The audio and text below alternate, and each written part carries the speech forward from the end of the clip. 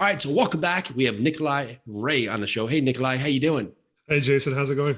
It's been a while, which has been an awesome while. I've been so excited to see everything you're doing, all the things and everything, just even us talking offline about it, but everything happening, and you're still just really going out there and doing so many things, and it's just been fun to watch. And so, for those who did not listen, we had a tremendous episode. I mean, it's been a couple hundred episodes since then, but a little backstory on Nikolai is he's the CEO of MREX, which is Multifamily Real Estate Exchange. He's considered by many of his peers as one of North America's leading experts in apartment investing, with over $1 billion in analysis, underwriting, and transactions. A pioneer in mid-cap multifamily financial engineering, is often called upon as a teacher, advisor, and keynote speaker. He's also a real estate tech innovator through his current work in multifamily real estate, big data, artificial intelligence, and property tokenization using blockchain technology, which are some of the narrative I definitely want to focus on today. But, thanks for jumping back in with us. And, I remember from our last conversation, you said that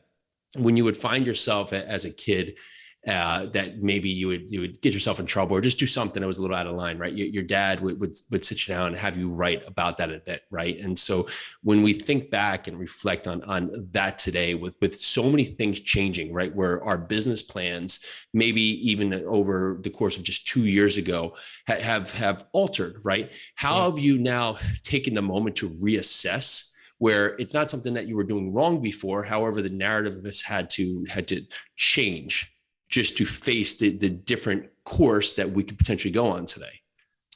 Well, I think one thing that comes to mind is just the importance of continuing to do that and reflecting upon how we're advancing and working, and trying to keep a flexibility mindset towards that. Like, a couple of things come quickly to mind. Number one, obviously in my educational business, so the MREX College, which is the educational institute or arm of our tech company, what we do is essentially we teach real estate financial engineering and underwriting and modeling to, everyday real estate investors and syndicators.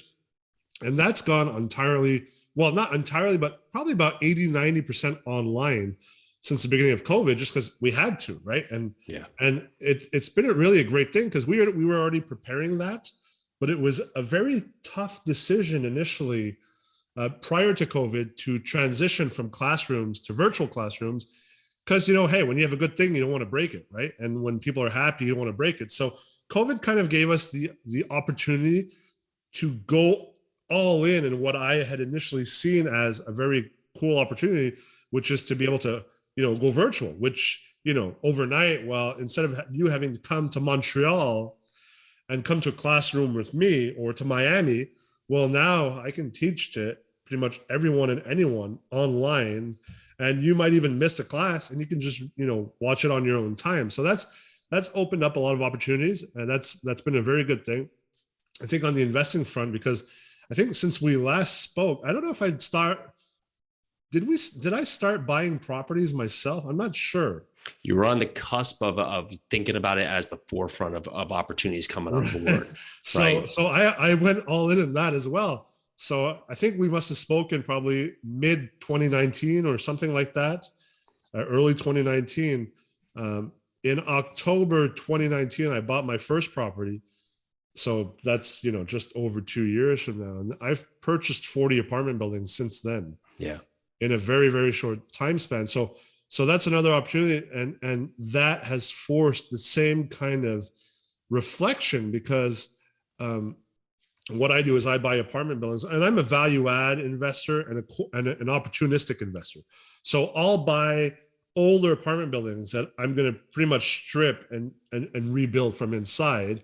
And then I'll buy a lot of stuff that is just, it's not the optimal use of the land. So let's say I'll buy a warehouse that maybe was a 2-story, 4,000 square foot warehouse, but that I think I can rezone that and get entitlement to build maybe 50 units on that, which would essentially quadruple the value of the land and the acquisition, right? Without really investing any money except for, maybe a bit of architect work and stuff like that. So that's the type of investment that I do, because that's the way for me to apply all the knowledge I have in a very extreme way. And I like doing things that are not necessarily easy, which I know you appreciate, because you like that philosophy too, that kind of go hard, 75 hard philosophy. Yeah. But that's really made me change the way that we've done things, because, we do heavy lifting. I'll buy a 7-unit apartment building and I'll put out $1.3 million in renovations into that, so it's very heavy lifting. It's hard work. And what that's made us do is just be much more cognizant of the way that we're managing our cash flows, of the people we decide to work, and also how we vertically integrate. So what we've decided to do is actually, instead of hire general contractors and outside property managers, we've made, and that was a tough decision, because you have to, when you vertically integrate, well, then that all kind of comes under your roof, the whole cash flow management of it, the HR. So what we've done is we've become our own property management company and our own general contractor, on top of being the investor. So on top of now buying 40 properties in 2 years, we've gone from essentially, 1 to 2 employees to, last week we were at 25 full-time. Now we're at 32. Within a month, we'll be at probably 40, 42 full-time employees. And that just kind of changes the whole aspect of things, because it's not even just real estate investing anymore. It's business building, right? You're in that space, which is so interesting, because a lot of the project I've seen, right? So Quebec, it's a different price point, right? A different price point model, and especially when you're putting so much into CapEx into these renovations. From a property management side, you're in that spot where a lot of the buildings that I've seen online are, 8 units, 10 units, 12 units, yep. Right? And the thing about that is it's very difficult to find a management team, a property management team that's qualified in effect, because typically it's too small for the bigger property management companies, and the single family companies that are trying to adjust to that level, they're not ready, right? They don't have the systems in place. They're kind of winging it, right? So when you're forced, just like you see, like you talked to the business, to the education business, when you're forced into the element here, where you're forced to go online, right? It accelerated a lot of businesses that probably still want to do this for 8 to 10 years. You see yourself find the gaps, right? And using that. So property management, it makes complete sense, right? Because you can now do it better, and you're going to care about it, and it needs more hand holding than if it was just a, occupied building that maybe the tenants weren't, the collections were down, right? As you're looking at these renovations, especially starting this in 2019, you jump right into not really starting, but entertaining all these projects going in 2019. You've basically done this in times where the market narratives have changed so much and continue to change. How are you protecting yourself going forward, or not protecting yourself is an odd word, but putting yourself in the best position where these renovation packages may take 6, 12, 18 months in times when there's so many macro and micro factors that we're exposed to? I'd say that the two major risks in being such an active, heavy lifting investor is, we got hit by COVID. So up here, I'm near Montreal. I usually spend time in Montreal and in the US, but I'm mostly Montreal because of COVID. I'm in Sherbrooke, Sherbrooke is about an hour south of Montreal. It's 20 minutes from the Vermont border. Think of it as like a Jacksonville in Florida, right? So it's a secondary market, a lot of schools, or maybe even a Tallahassee, secondary market, a lot of schools, universities, colleges, stuff like that. Dynamic, business environment, but it's not a huge market. But, what's happened essentially is the risk hasn't been, well, this project is going to take 6 to 12 months. What's it going to look like coming out of that tunnel? Like, are we going to be able to rent this out, or, what are rents going to be? What's the demand going to be? The real problem has been the project was supposed to take 6 months. Now it's taken 12. The project was supposed to cost 1 million. Now it's 1.3.5.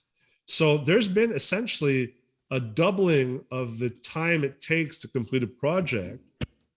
And construction costs have gone up about 30 to 40% because of material costs themselves were at about 30%, right? Lumber and stuff like that. And now they've gone back down and they're going back up. But essentially, it's costing us about 30% more to build or renovate than it did, prior to COVID. And add that onto the lack of people working, and everyone's building. So it's hard to actually get people to come and work on your properties. So that comes with a cost as well, right? Because, the plumber that was, maybe $70 an hour, well, now you got to pay him 80 because he's so busy, and he has that power to leverage you on price.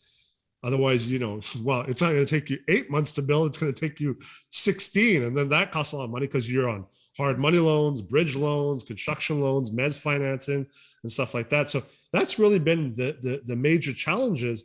And that's why, if you get into that space right now, it's a big boy and big girl world. You have to know what you're doing. And that's why we made the decision to vertically integrate, to be able to control a bit more of the chaos and the quality within that. Because when you build or renovate, I like to see it as like a pyramid. There's you can focus on three things, and you can't always focus on the three in the same way.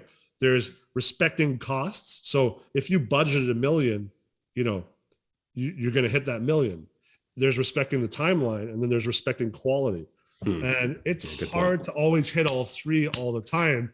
So at one point it's like, well, which two do we really want to focus on? Where can we put that focus on?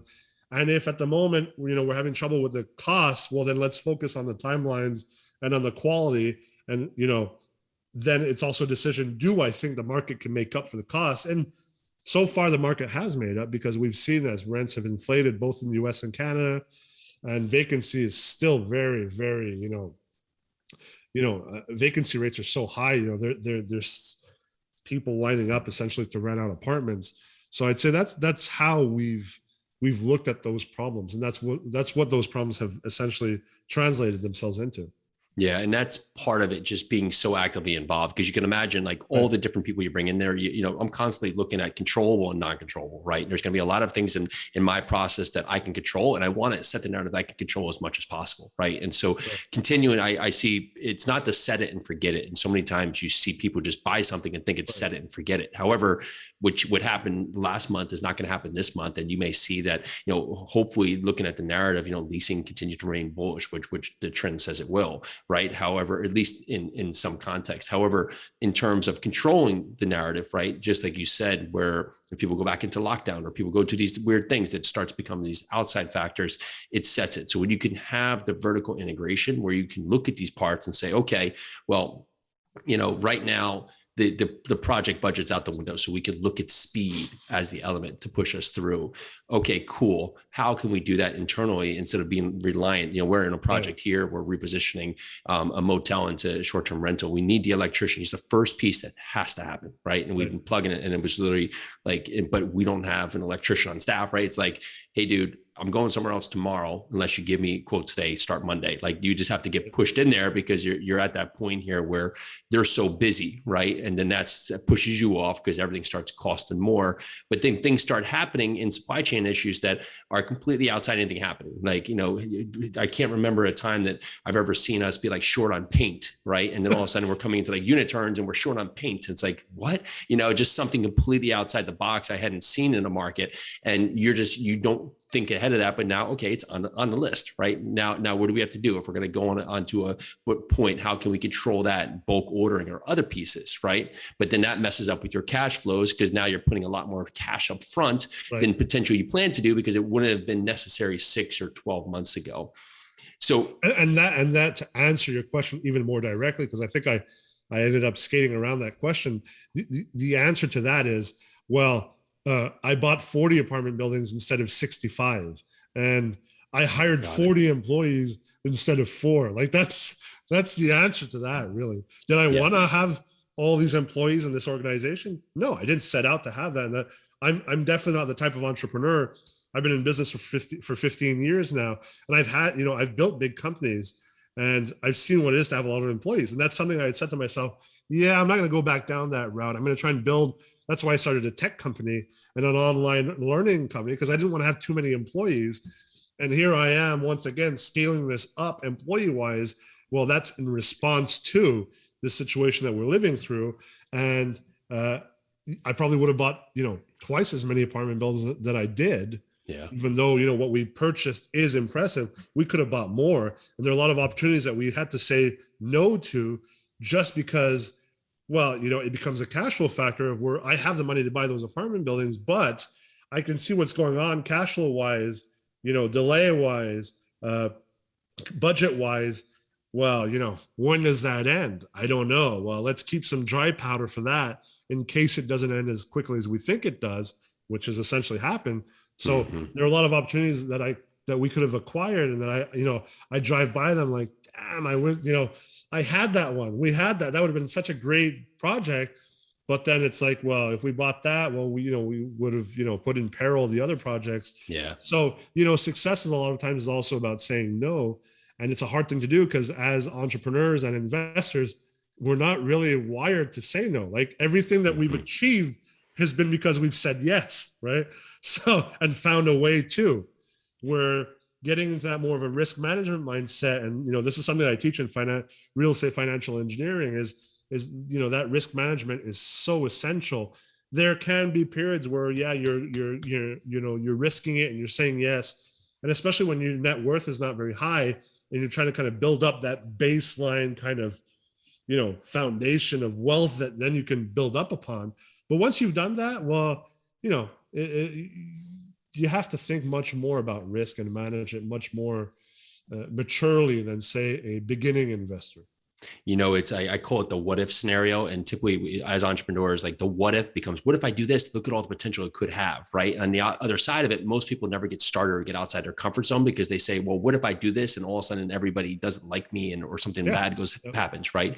But as an investor, as you were talking, as you grow, the what if scenario is not, oh, I'm not going to do it. I'm still going to do it, but I have to look at what are the potential risks that sets me aside, right? So yes, you could have brought these other complexes here, but just the capital you would have lay out, or just the limited resources that it may put you in, or the longer gap that currently we're not in, that puts there, exposes you to a risk there that you now would open yourself up to across many platforms, right? By taking that extra point that potentially could have paid off, but there's that opportunity that it doesn't take the path that we always in our mind think it can, right? And it's like that blessing that, yeah, it can, but having the wherewithal to say, okay, is it the right project for us right now? No. So, and that's a hard line, but when you can do that, it helps you get to the next 10 buildings instead of being stuck in the one that actually kept you where you were. Absolutely. Hey, so now as you're continuing to renovate these projects and just doing so many big developments here, how are you integrating the AI, the tokenization, the data, right? To whether it be on the efficiency of the process, or I'm even curious on the tenant side, where how are you making the easy button where it can be beneficial to them, where you're able to maximize the value on that side?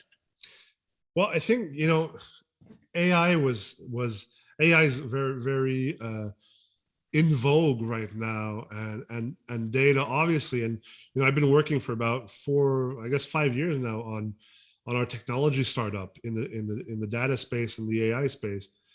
But I think that's really interesting stuff for market analytics and kind of trying to predict and whatnot and forecast. And I think the major thing as a real estate investor and developer doing what I'm doing is not necessarily that technology or that treatment of data, right? Because AI is essentially a way to treat data, right? And process it and then try and understand it. But I think the most important thing is operational wise is the communication of data. And that's where in my investment business, we've really put a lot of focus into that using various platforms. And you don't have to invent everything from scratch. We took, I don't know if you've ever heard of Monday. There's Monday, Asana, right? These are all kind of, I guess you can call them ERPs, light version ERPs or OSs, right? Operating systems. So what we did is we essentially took Monday, and then we hired a developer to custom built over Monday, so that our construction division and the accounting division and the acquisition finance division and the property management division, so that everything's integrated and the data is moving between everyone and everyone's communicating. And that's probably where we've invested the most time and money data-wise, much more than just trying to kind of read the market and see where rents are going and this and that. I mean, obviously that's my initial, that's what I do in life is essentially analyzing markets, right? And underwriting properties.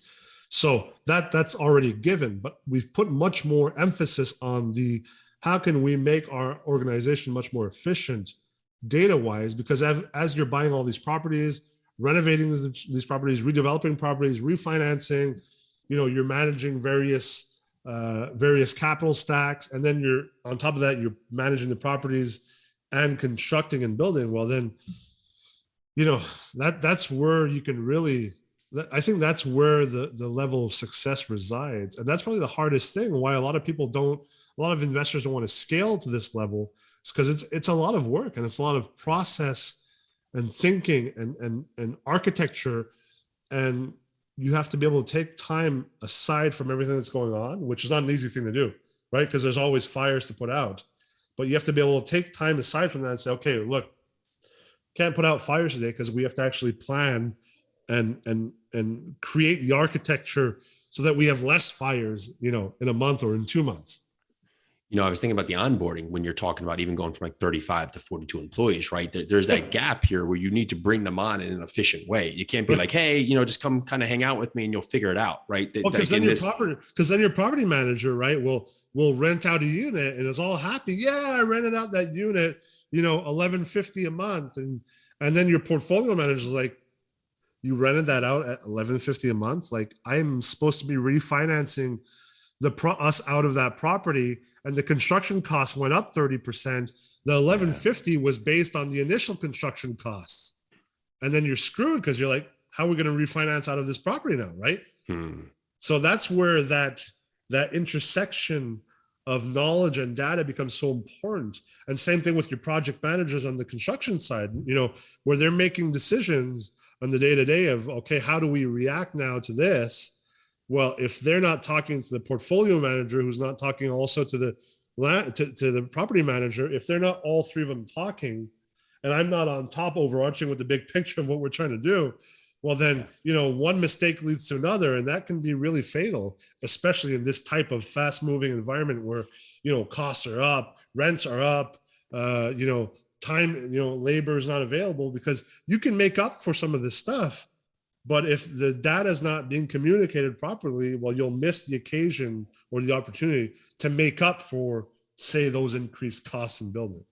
I've seen my failure in that stance too, is that when you directly are entrepreneurial driven, is that you're leading the charge, and sometimes you forget to empower the others below you, right? And then they're waiting for the information. You know all that stuff, right?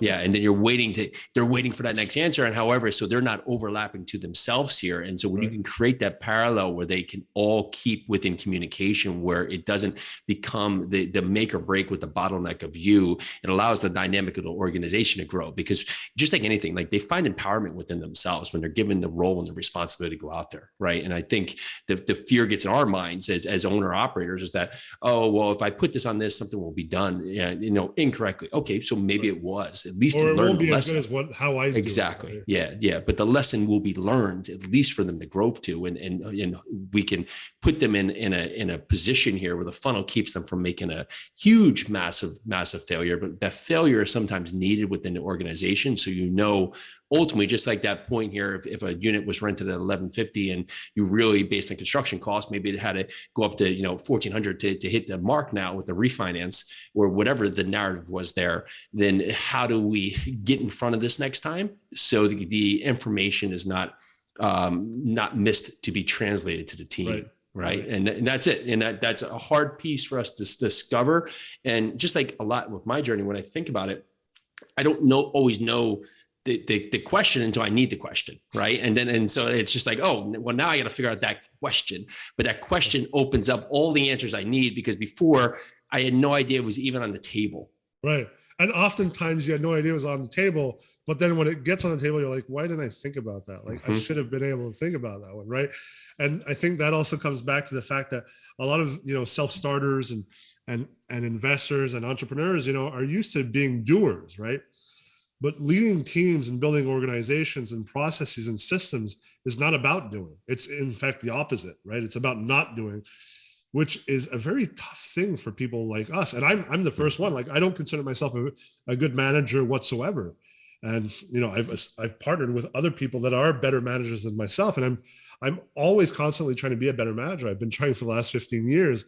I've become a better manager, but still, I know my weaknesses. I know my strengths. I know my inclinations. I'm a visionary.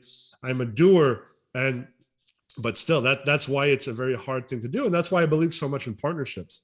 And I don't believe in being a one-man show or a one-woman show, because, I'm of the school where I think you should focus on your inherent strengths and inclinations, and not focus too much on your weaknesses, and try and find people who their strengths are your weaknesses. And then you can build true assets that way. It's so interesting to talk on that level, because you do feel like it constantly aligns and starts and stops with you, right? And when you think like that, okay, sure, most assume when they're not in the position that, oh, I'm going to get more of the pie, but okay, sure, maybe on one, but that one is going to limit you from the 40 that you've done, and right? Is it worth it? Like, is the headache and the anxiety and the stress and the risk, is it really worth it? I think that's where people have trouble with that opportunity cost, right? Yeah. And now I do want to bookmark that, because I do want to make sure with your time I'm being considerate, but I also want to ask about blockchain in a way that I'm thinking about it. And I've been really curious, is that you're seeing so much happen in a very quick time, right? And a lot of this, again, was forced. The hand was there, but it's become more prevalent because a lot of people have now dived into space, maybe with more time or whatever. Do you have any thoughts on how the lending environment is going to change with, of course, the ability to one, and it could be on investment side or lending side, but in one, tokenizing property, and the other side of it, just, creating some kind of automatic moneymaker from a lending side of it. Do you have any idea or any context of what could be possible? Well, I think we're still very early, and I was very excited about blockchain in 2016, right? I was already starting to work on blockchain technology for real estate, tokenization of properties and stuff like that. I think there's a lot of potential on the equity side, on the debt side as well, to make just the systems a bit more efficient. But I think it's a smaller problem, because I don't think debt is that inefficient as it is presently for like multifamily investors. I think it's not efficient, but it's quite efficient. I think where the inefficiencies lie mostly is in the equity side of things and the transacting side of things. It's still very kind of analog how we transact properties, and how we invest in properties, how we invest equity. So I think that's where the opportunity probably is the biggest, and that's where the change is going to happen. But I still think we're quite early, and that's why I kind of put that on the back burner. I stopped putting so much energy into blockchain, probably just about after we spoke last in early 2019, because kind of like VR and AR, I think we're still probably 5 to 10 years away from getting anything close to, a beginning of maturity or mass adoption. And now, I think blockchain is still kind of trying to find its legs now, with all the whole virtual real estate thing, the NFTs and that space. It's interesting stuff. And I think there's a lot of use cases that are interesting, but I think we're still quite far away from that. So I'm not as excited. No, I don't want to sound as I'm not as excited. I am. And I'm very bullish on the technology, and I'm still investing into it. I just think that, like a lot of things, it's a question of timing. Yeah. And we're still in that novelty phase, right? We're still in that novelty phase. You can see it with the virtual real estate. It's, people have made helicopter money off, the various cryptos. Mm-hmm. And now, they're looking for more tangible ways to invest those fugazi winnings. And now they're putting into, virtual real estate. Is that going to, I think probably 90% of NFTs are going to end up being junk. But, like the internet and like social media, there will be that 10% of NFTs and blockchain projects and tokenization that will end up, working. Are they the ones that are currently out there right now? Who knows? Yahoo was the leading search engine, way before Google. And I can even remember a time where we were on America Online, right? AOL. Dial up, right? Yep. What happened to AOL? What happened to them? So that's kind of the way that I'm viewing it. I'm passively very interested and enthused, but I think we're still quite a way out. Yeah, I think speed of liquidity is going to be interesting to watch. I was actually reading on something where it was a lender who's now lending on virtual real estate. And I was like, right. That is just a dangerous dangerous path right there in terms of how it can go on right there. But I'm just curious to that narrative, because you think about it, it's so interesting. Like if I own a property like in cash and I've had it for like 50 years and now I want to go like refinance it, I have to go get title insurance, right? It's like, but if it was on the blockchain, I could just like avoid this narrative, right? Or something to that part. There's just a lot of things that like I could be, I could text like a friend in like Japan, like at 12 at night, like a picture, but I can't send money. I can't send a wire. It's going to take days on that part until I'm within business banking. So you think about some of the things that may evolve, maybe the speed will come up, but I do agree. You have to look at your business plan and say, okay, my time on educating the masses right now is going to take away from my current business plan of where they understand the process, because the process is here and it's going to allow me to help as many people as possible with this business plan instead of trying to educate others for what could potentially become viable, but it's still too early to be seen. Hey, most people don't even know how to buy a Bitcoin yet. So, I mean, yeah, we're still quite a way off from blockchain and NFTs and crypto from being mainstream. Nikolai, I love talking every time because you give me so many jump off points and so many things to think about, even going forward as we are extending our business. So thank you again for coming on the show. For everyone that, of course, would love to hear more about you, of course, your program, what's the best way to connect? Best way to connect, I'd say, is either LinkedIn, Facebook. I'm a bit less present on Instagram and TikTok, but I try to be there. And recently, I've decided to kind of go a bit more into YouTube. I'm such a big YouTube fan that I've actually started my own channel, Nikolai Ray, and I've started a vlog called Alpha Investor, where essentially, I have a videographer just follow me around my day-to-day of real estate investing. So that's those are pretty cool ways to follow me personally. Otherwise, MREX College is more and more present in the English world, in the US, and also in English Canada, because we're a very well-established institution in the French-speaking part of Canada. We have over 1,000 investors come through our doors, virtual doors every year. So we're more and more present in the English side of things now. So those are the best ways to find it, I'd say. Good. I'm psyched to hear it. I actually looked a few years. It was only offered in French. I was like, oh man. I was like, how many get past this gap? And I was like, okay, I don't have a solution or time for this right now. So, but in that part, oh, that's cool to know. Awesome. Well, yeah. If you're listening, make sure to go out and check what Nikolai's been out there. The pieces are they're really thought out. They really give you good thought points, good launch points for you to think about you and constantly reassessing your business and just how to look at it going forward. And that's part of the process. You have to. What worked in the past, just like you said, Yahoo, AOL, right, does not necessarily garner future success, right? And so, Nikolai, again, man, thank you so much for being on the show. Super appreciate your time. Thanks a lot for having me. It was a lot of fun.